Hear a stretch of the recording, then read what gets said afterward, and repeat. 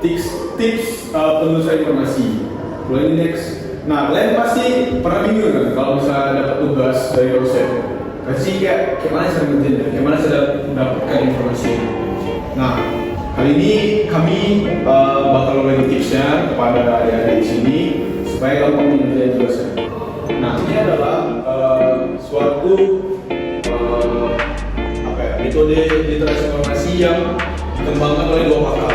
Nah, pakarnya itu adalah Robert Berkowitz dan Michael Eisenberg pada tahun 1948. Menggunakan informasi dan menggunakan informasi itu agar informasi ini dapat efektif dan bermanfaat digunakan. Oke, next.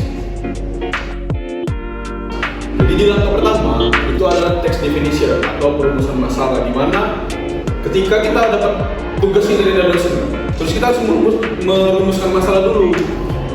Pertama mungkin kalau misalnya tentang literasi informasi, kita rumuskan dulu. Kita harus dapatkan informasi dari mana. Ya, terus dalam tugas ini apa yang kita butuhkan? Pertama mungkin sejarah literasi informasi, terus pengertian literasi informasi, terus tujuannya, fungsinya, dan sebagainya. Dalam text definition tadi, ini bisa digunakan mind mapping. Nah, makanya mungkin kalau di buku pertama ada kata konsep. Ini kata konsep ini memudahkan kita dalam pembelajaran. Atau ini, apa yang udah kalian tahu, apa yang ingin tahu, dan apa yang sudah dipelajari. Nah, setelah kita tadi merumuskan masalah tadi, terus yang kedua kita harus mencari sumbernya yang intelektual dan bisa terpercaya. Nah, di sini boleh next. Nah, kita dalam menemukan informasi ini ada tips nih dalam evaluasi website. Pertama, akurasi. Nah, akurasi ini kita bandingkan website yang pertama ini sama website yang kedua. Nah, terus kita lihat pengalamannya, about us-nya. Nah, terkadang domainnya ini ada domain yang seperti blogspot itu mungkin informasi bermanfaat, cuman sumbernya itu bisa saja tidak diketahui. Nah, ada beberapa sumber yang bisa dipercaya. Ini hanya sebagian, sama .edu, .ac.id, sama satu lagi .go. Mana website ini tidak mengandung salah, tidak mengandung bias gender sama non-komersial satire. Nah, jadi pastikan website ini dia tidak ada kepentingan khusus, seperti misalnya contohnya ada kepentingan politiknya di dalam website ini. Nah, itu dihindari website. Terus ada keempat, kita cek up to date-nya, kapan dia diposting. Kalau udah lama mungkin itu bisa kita pertimbangkan. Nah, dan juga kita dalam memilih informasi, kita bisa memilih nih informasi yang 2 tahun belakang, 3 tahun belakang, atau 4 tahun belakang. Website siapa yang kita inginkan, fungsinya apa, tujuannya seperti ini. Next, ada lagi BOAJ, akademinya, dan lainnya, ada sekolah juga. Next. Oke, yang ketiga, location and access. Nah, location and access ini adalah dimana kita bisa menemukan informasi tersebut. Nah, tadi ini kan kita udah tahu ya sumber-sumber mana aja yang bisa kita gunakan. Next. Nah, mungkin kalian pernah dengar nih operator boolean sama sintaks.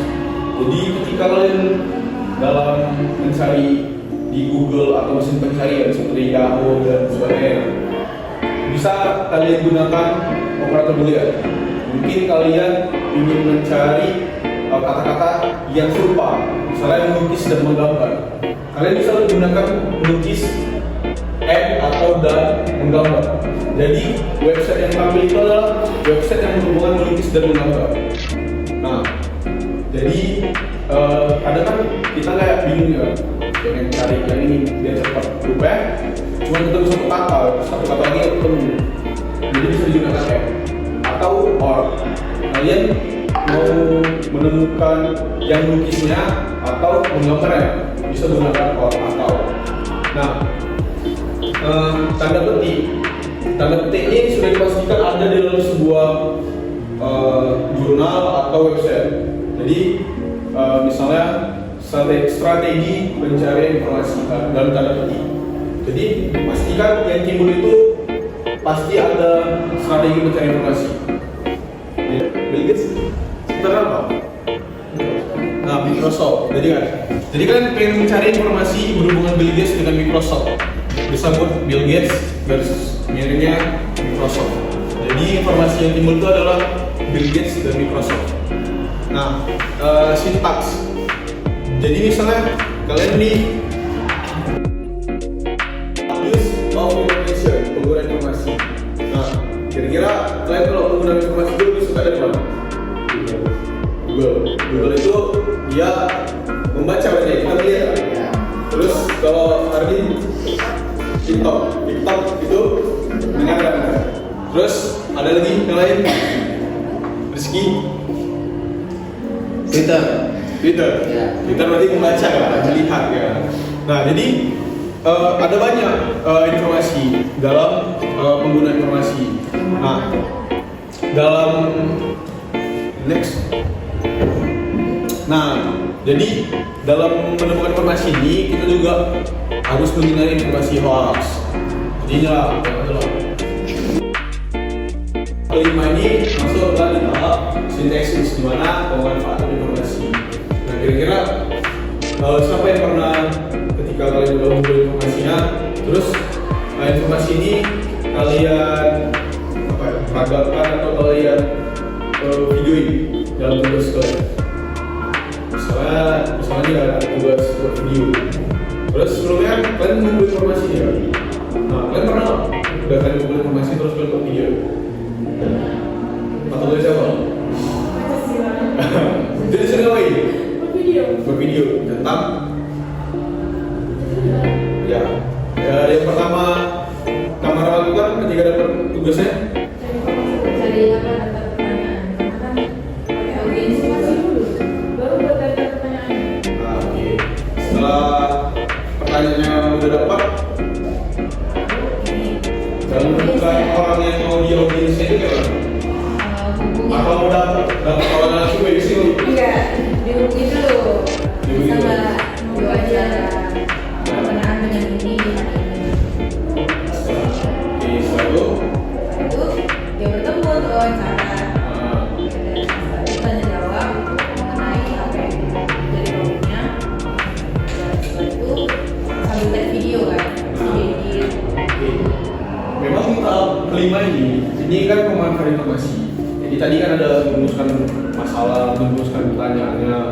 Nah setelah itu kan wawancara orang langsung kan. Nah outputnya adalah video. Nah inilah dia tadi, di titiknya ada mempresentasikan hasil tadi dalam bentuk. Nah lanjut. Dan masuk lagi ke tahap terakhir, di mana tahap terakhirnya adalah evaluasi. Nah dari hasil video tadi kan kita bisa mengevaluasi nih setelah kita bandingkan dari video kelompok kita sama video kelompok lain. Kurang dari video kita tadi nggak ada kata-kata sambutan pertama ya gitu. Nah di sini tuh tahap evaluasi kita lah untuk langkah selanjutnya. Nah evaluasinya adalah proses terakhir dalam literasi informasi dengan menggunakan metode Logic 6. Terima kasih adik-adik abang semua sini yang udah mendengarkan tentang literasi informasi. Abang ucapkan wabillahi taufiq, assalamualaikum warahmatullahi wabarakatuh. Waalaikumsalam. Terima kasih kepada saudara Bagus yang telah memaparkan materinya kepada kita semua. Kepada kawan-kawan, apakah ada yang ingin ditanyakan? Tidak ada. Terima kasih atas partisipasinya. Nah, setelah ini kita akan mengadakan kuis.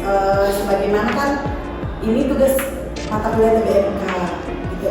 Jadi salah satu gamifikasi yang digunakan di mana ya, di universitas kita ini khususnya di mata kuliah bulannya itu ada yang namanya aplikasi Quizizz. Nah, kita akan setelah ini akan melakukan Quizizz yang akan moderator serahkan kepada Bunga Biabian, kepada Bunga dipersilakan. Jadi dari pemateri Bang Bagus tadi itu mungkin ada bisa kuis tersebut biar lebih memahami apa yang disampaikan oleh Bang Bagus tadi. Boleh lanjut.